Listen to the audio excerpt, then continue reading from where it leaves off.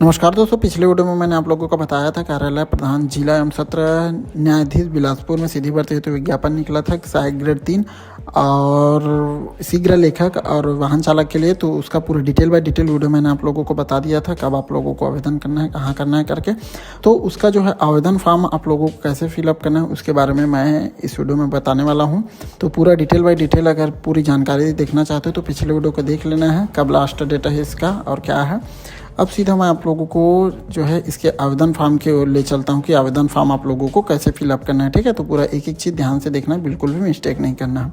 यहाँ पर हमने जो है फिलअप करके रखा है, डेमो डिटेल है, किसी की ओरिजिनल डिटेल नहीं है। ठीक है, तो यहाँ पर आप लोगों को देख लेना है। सबसे पहले यहाँ पर आपका आवेदन पत्र का प्रारूप है, शीघ्र लेखन ग्रेड 3 और सहायक ग्रेड 3 संवर्ग वाहन चालक के लिए यहाँ पर है। ठीक है, प्रति प्रधान जिला एवं सत्र न्यायाधीश बिलासपुर है। तो यहाँ पर एक एक चीज़, आवेदित पद का नाम आप लोगों को लिखना है, जो भी पद है।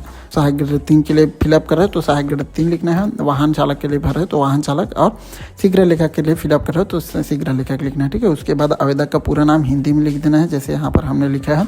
उसके बाद अंग्रेजी के ब्लॉक लेटर यानी कि बड़े अक्षरों में लिख देना, जैसे यहाँ पर हमने लिखा है। ठीक है, और जितना भी बता रहा हूँ डेमो डिटेल है, किसी की ओरिजिनल डिटेल नहीं है। वीडियो बनाने के लिए डेमो डिटेल का इस्तेमाल किया जाता है। ठीक है, उसके बाद तीसरे नंबर पर यहाँ पर देख सकते हो पुरुष लिंक है, पुरुष है तो पुरुष, महिला है तो महिला, आप लोगों को यहाँ पर लिख देना है। ठीक है, उसके बाद पिताजी का नाम लिखना है, यदि पति है तो पति का नाम लिख देना है। ठीक है, यहाँ पर उसके बाद पत्रवार का वर्तमान पता है तो पत्रवार का वर्तमान पता आप लोगों को लिख देना है। ग्राम, पोस्ट, तहसील, जिला, पिन कोड भी यहाँ पर मेंशन कर देना है। उसके बाद स्थायी पता है, कई लोगों का पत्रवार का पता और स्थायी पता एक होता है तो एक ही लिखना है। ठीक है, यहाँ पर जैसे हमने लिखा है कि लोगों का अलग अलग होता है तो अलग अलग लिख देना है। उसके बाद यहाँ पर देख सकते हो, आपको यहाँ पर देख लेना है जन्म तिथि है अंकों में, तो अंकों में इस प्रकार से लिख देना है, और शब्दों में बोला गया तो इस प्रकार से शब्दों में लिख देना है। उसके बाद 1/1/26 को आयु निकालना है, तो 1/1/26 को आयु आप लोगों को एज कैलकुलेटर के माध्यम से निकाल लेना है। एज कैलकुलेटर के माध्यम से आपका वर्ष, माह और दिन में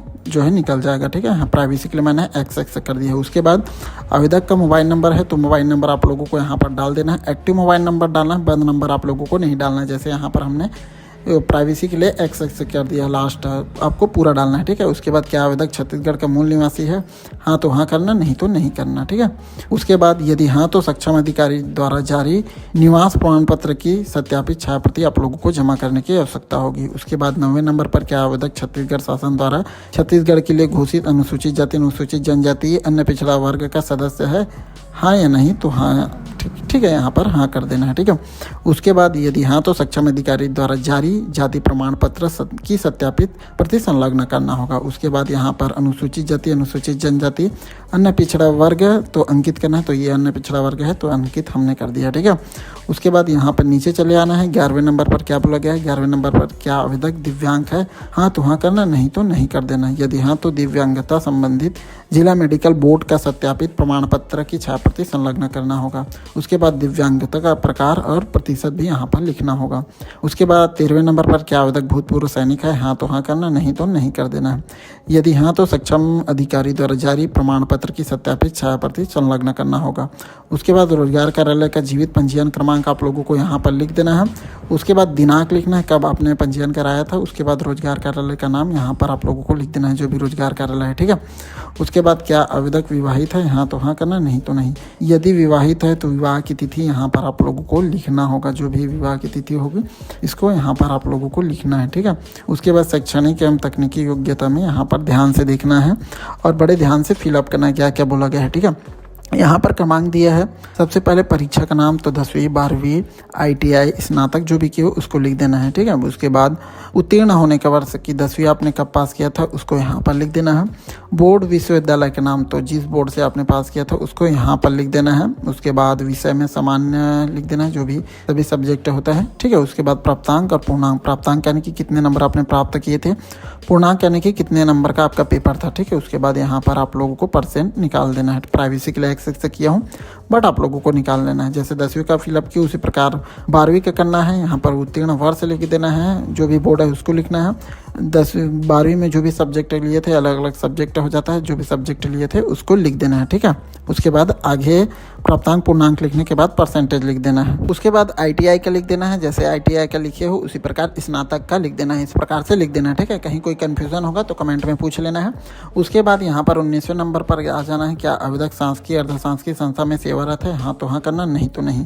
यदि हाँ तो आप लोगों को उसको अनापत्ति प्रमाण पत्र जो है उसकी सत्यापित छायाप्रति संलग्न करना होगा, ठीक है।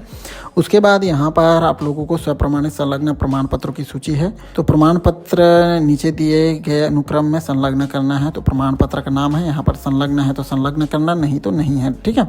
उसके बाद जैसे यहाँ पर देख सकते सबसे पहले में कक्षा 8वीं हाई स्कूल का प्रमाण पत्र तो संलग्न है। उसके बाद हायर सेकेंडरी स्कूल का प्रमाण पत्र, स्नातक का प्रमाण पत्र संलग्न है।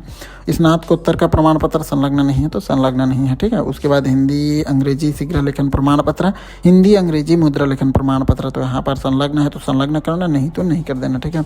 कंप्यूटर योग्यता संबंधी प्रमाण पत्र यहाँ पर संलग्न है। छत्तीसगढ़ मूल निवासी प्रमाण पत्र यहाँ पर संलग्न है। छत्तीसगढ़ स्थायी जाति प्रमाण पत्र संलग्न है। दिव्यांगता संबंधी प्रमाण पत्र संलग्न नहीं है यहाँ पर, ठीक है। उसके बाद जीवित रोजगार पंजीयन प्रमाण पत्र संलग्न है। अन्य में यहाँ पर आधार कार्ड डाल दिए है और संलग्न है। उसके बाद घोषणा पत्र है, घोषणा आप लोगों को रीड करना है। मैं द्वारा घोषणा करता हूँ कि इस प्रपत्र में दिए गए समस्त विवरण तथा संलग्न अभिलेख मेरी अधिकतम जानकारी एवं विश्वास के अनुसार सत्य है। यदि झूठे पाए जाते हैं तो मेरी उम्मीदवारी नियुक्ति निरस्त की जा सकेगी, यहाँ पर बोला गया। उसके बाद यहाँ पर स्थान लिख देना, जो भी स्थान है। दिनांक लिख देना, प्रवेश के लिए दिनांक यहाँ पर कर दिया हूँ। उसके बाद आवेदक का यहाँ पर हस्ताक्षर कर देना है। नाम एवं पूरा पता आप लोगों को लिख देना है। उसके बाद मोबाइल नंबर यहाँ पर लिखना है, ईमेल ID लिख देना है, ठीक है। यहाँ पर साफ साफ बोला गया मोबाइल नंबर और ईमेल ID अनिवार्य रूप से भरना है। तो इस प्रकार देख सकते हो हमने पूरा जो है फॉर्म को फिलअप कर दिया है। जो शीघ्र लेखन ग्रेड 3 और सहायक ग्रेड और वाहन चालक के लिए हेतु जो आवेदन पत्र है उसको इस प्रकार फिलअप कर सकते हो। फिलअप करने के बाद जितने भी डॉक्यूमेंट है उसमें स्वप्रमाणित सिग्नेचर करके आप लोगों को अटैच करके जमा कर देना है, ठीक है। वहाँ जाकर जमा करना है। स्पीड पोस्ट है या उसके माध्यम से नहीं होगा, यहाँ पर साफ साफ बोला गया है। तो उसके डिटेल जो है पूरा इस जो PDF है उसको अच्छे से रीड कर लेना है, क्या क्या बोला गया है और कैसे कैसे बोला गया है। इसको पिछले वीडियो में मैंने बता दिया, पात्रता क्या है, शर्तें क्या होने वाली है और आपका चयन कैसे होगा और एग्ज़ाम चयन प्रक्रिया क्या होगी, कैसे लिखित परीक्षा कैसे होगा, कौशल परीक्षा कैसे होगा, कितने नंबर का आएगा।